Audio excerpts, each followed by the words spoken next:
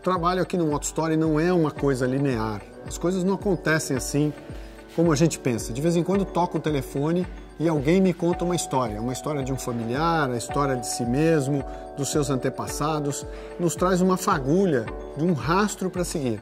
Foi o que aconteceu com a família Secarelli. Gustavo, que é um amigo de longa data, da época da moto velocidade, conheceu muito o Carlão, meu pai, nos trouxe a história do seu bisavô, Constante Secarelli, um dos precursores do motociclismo em Campinas. A lembrança que eu tenho é muito boa, é muito linda. É muito linda porque meu avô era um cara ogro, era um cara que não dava muita bola para ninguém. E eu tinha um amor incondicional por ele ter tanto amor pelo motociclismo, por ele ter tanto carinho pela moto dele.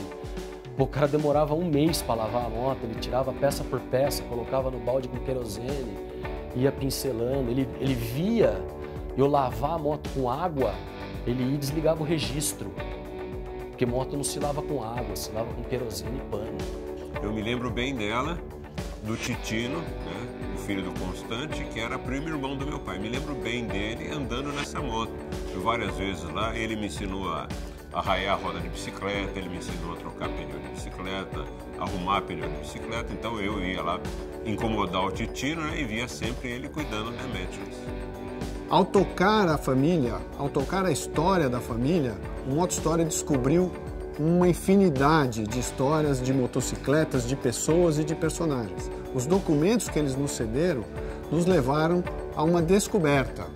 Uma das motos que pertenceu ao Constante Secarelli continua idêntica aos anos em que ele usava a moto.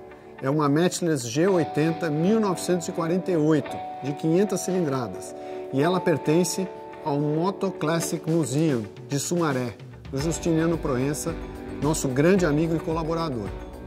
Essa é a história que nós estamos mostrando aqui para você.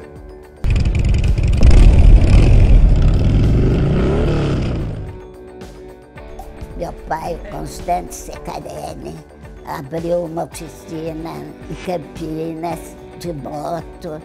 E eu que abri a oficina, eu que fechava na época.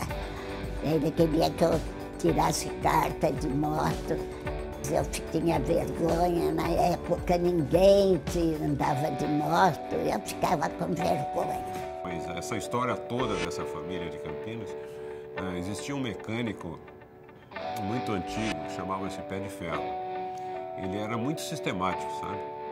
E trabalhava muito bem, era um excelente mecânico, mas era muito sistemático. O pessoal não gostava o pessoal da minha geração não gostava de usar o Pé de Ferro, porque você deixava as coisas lá e ele demorava para fazer.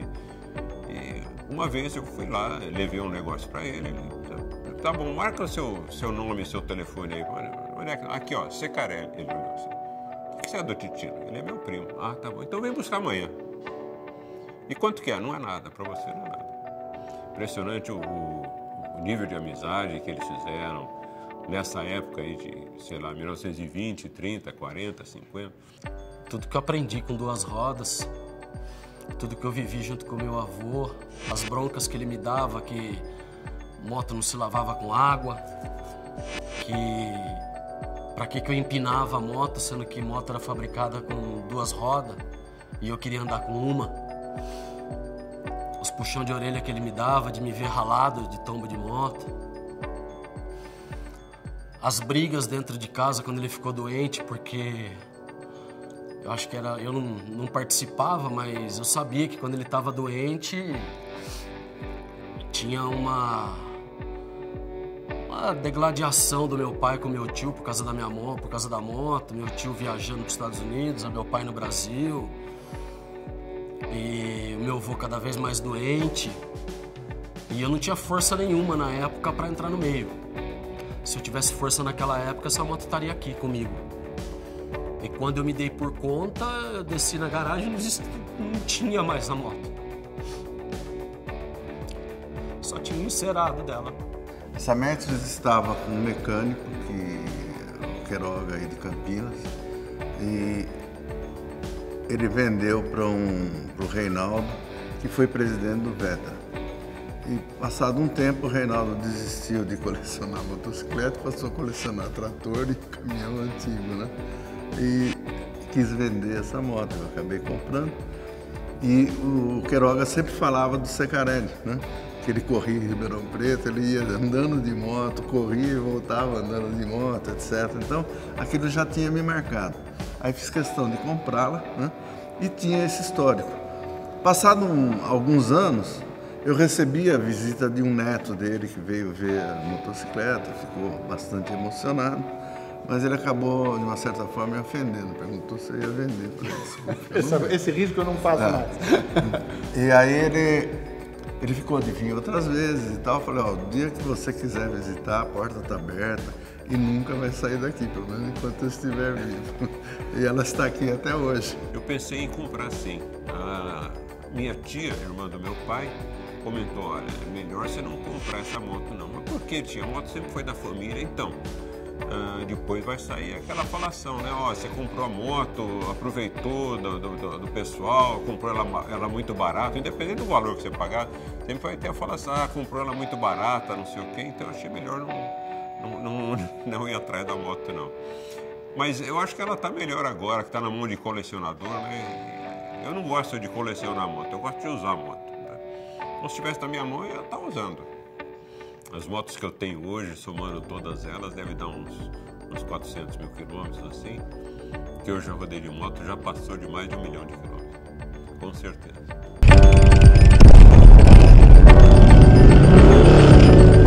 Nós estamos buscando as origens do motociclismo brasileiro, desde a chegada da primeira moto aqui no finalzinho do século XIX, início do século XX, até os dias de hoje. Como é que esse mercado se desenvolveu? Quem foram os pioneiros, quem foram os primeiros a importar uma motocicleta, quais foram as primeiras empresas a se organizarem no entorno do motociclismo, os clubes que se formaram no início do século passado, quais eram as marcas que existiam naquela época e que atuavam no Brasil, nossa busca por documentos que comprovem a história dessa trajetória, que é hoje o 6º maior mercado de motocicletas do mundo. O Motostory não é uma ideia isolada, né? Ele nasceu a partir de uma experiência que a gente tem enorme da vida do meu pai, o Carlão, motociclista, dentista apaixonado por motos, que foi também um agente transformador da nossa história, que ajudou a organizar o esporte no Brasil, e de várias experiências que a gente teve. É sabido que as grandes nações do mundo cultuam sua própria história, né? Se você não sabe de onde veio, você não sabe para onde vir. Episódios recentes aí, você vê grandes guerras no mundo em que um cara ataca um país e a primeira coisa que ele faz é tentar apagar a história daquele país. Se você tem história, se o seu povo reconhece, você é uma nação forte. O meu papel hoje é dentro da pequena esfera do motociclismo, né? Trazer isso à tona. É bem isso, se você não sabe de onde veio, você não sabe para onde ir. A gente, se apaga a história, repete os mesmos erros geração após geração. E isso não pode acontecer. O Brasil precisa dessas iniciativas. No que tange a motocicleta, esse é o nosso papel.